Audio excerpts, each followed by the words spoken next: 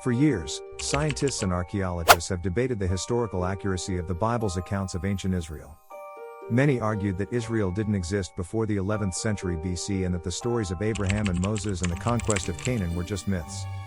However, a shocking recent discovery challenged this view. This unexpected find is still very unknown in the academic world. Yet it should spark a renewed interest in the historical accuracy of the Bible.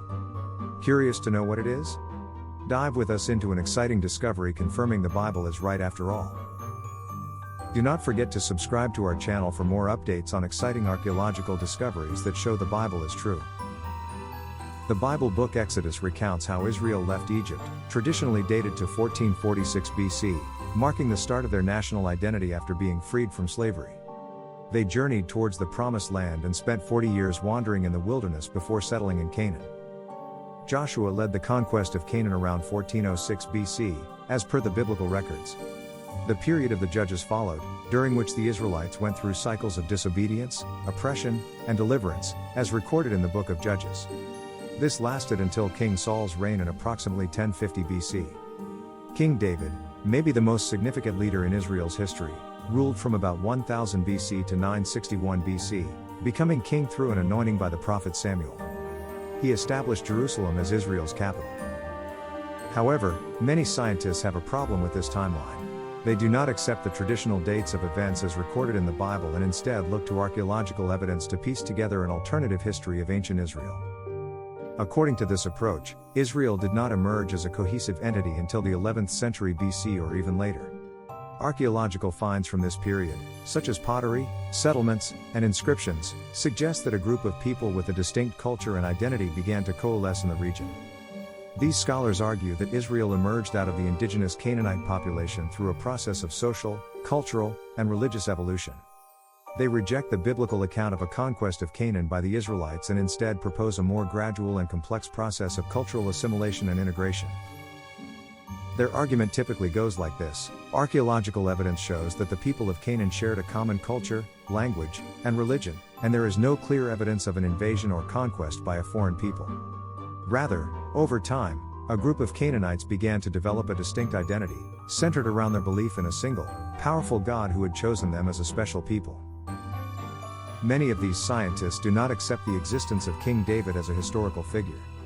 While there is evidence of a powerful kingdom in the region around the 10th century BC, their view is that this was not a centralized kingdom ruled by a king named David, but rather a loose confederation of tribes and clans. Israel as a nation, they claim, did not exist until about 950 BC. This timeline always had one huge archaeological problem: the Merneptah stele from 1206 BC, on which the Egyptian pharaoh Merneptah claims to have defeated Israel. So Israel did exist after all, long before skeptical scientists said it did. But a more recent find only makes their problems bigger. Remember this name, that undoubtedly will become more well known in years to come: the Berlin pedestal. The slab was acquired in 1913 by Ludwig Berhardt from an antiquities dealer. As the significance of the slab was not immediately apparent, it did not attract a lot of interest and was stored away in the storerooms of the Egyptian Museum of Berlin. Their Egyptologist Manfred Goerg found it and he made a shocking discovery. But first, let's look at what the Berlin pedestal actually is. It is a piece of gray granite, roughly 40 by 45 centimeters, and it was probably part of a pedestal base. While the inscribed face is broken off at the edges, a sizable amount of imagery is preserved. 3 captives are displayed, tied together at the neck. They are depicted in the way Egyptians generally depicted West Asians or Middle Easterners, with hair to the shoulders. Each prisoner has a corresponding name ring, labeling the country of origin for the prisoner, in hieroglyphic script. The first ring on the left clearly reads Ashkelon, the main Philistine city. The middle ring clearly reads Canaan. The name ring on the right is broken and only partly visible. There's been a debate about a missing hieroglyphic letter on the upper right part of the ring. Professor Manfred Goerg, the chief translator of the slab, suggested it might be a vulture symbol. He based this on the beak-like incision, and his research was completed in 2001. Additional research by Pieter Geert van der Veen using special photography and 3D scanning has since been conducted, strongly supporting the vulture interpretation. The left leg, claw, and belly outline are also visible, completing the full name ring. But this discovery is just the start of the ongoing debate. the hieroglyphics on the Berlin slab were relatively easy to decipher. Several scholars propose that the recovered hieroglyphics should be read as Israel. However, if the name on it is Israel, it is spelled slightly differently compared to the Merneptah stele. In Hebrew, the S and SH sounds are represented by the shin symbol, but in Egyptian hieroglyphics, S and SH are depicted by distinct symbols. The Merneptah stele uses the S symbol, while the Berlin slab employs the SH hieroglyph. So does the Berlin pedestal actually refer to Israel or not?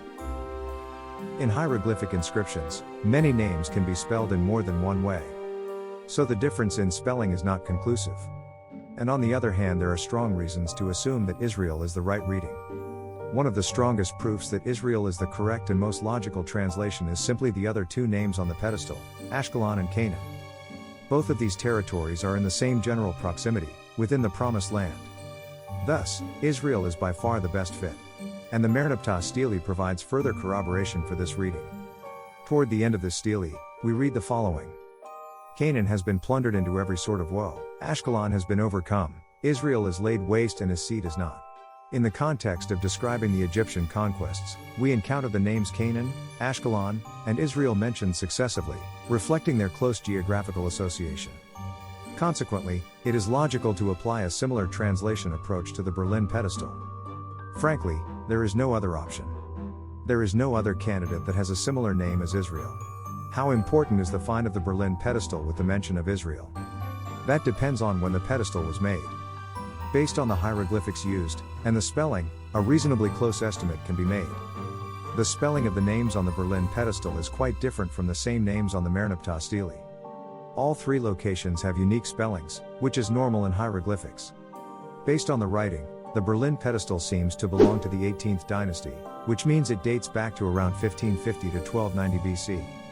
Specifically, it resembles the writing style of the time of Amenhotep II to Amenhotep III, around 1427 to 1351 BC. If this is correct, it suggests that the mentioning of Israel mentioned on the Berlin pedestal is up to 2 centuries older than the mentioning of Israel on the Merneptah stele. Another possibility is that the names were added to the pedestal at a later time, possibly closer to the reign of Ramses II, but were copied from an earlier list. Yet also in that case, it is still evidence of a very early Israelite presence. According to the biblical chronology, Joshua died 1358 BC. For over 40 years he had led the Israelite conquest. Yet the Canaanites were still in the country as well. Actually, Joshua 13:3 describes a situation in which all the entities mentioned on the Berlin pedestal coexist. There remains yet very much land to possess. This is the land that yet remains, all the regions of the Philistines, and all those of the Geshurites, from the Shihor, which is east of Egypt, northward to the boundary of Ekron, it is counted as Canaanite. There are 5 rulers of the Philistines, those of Gaza, Ashdod, Ashkelon, Gath, and Ekron. Israel, Canaan, and Ashkelon are all there, just as on the Berlin pedestal. The inscription's importance becomes evident at once. The Merneptah stele is already a challenge for scholars who support the idea of a late exodus and a late establishment of Israel in Canaan. However, the Berlin pedestal offers evidence suggesting that Israel was established in the land decades or even centuries earlier. So again, archaeologists dismissing the Bible are found to do so to their own peril. The stones tell the story. Bible history happened as written in the Bible.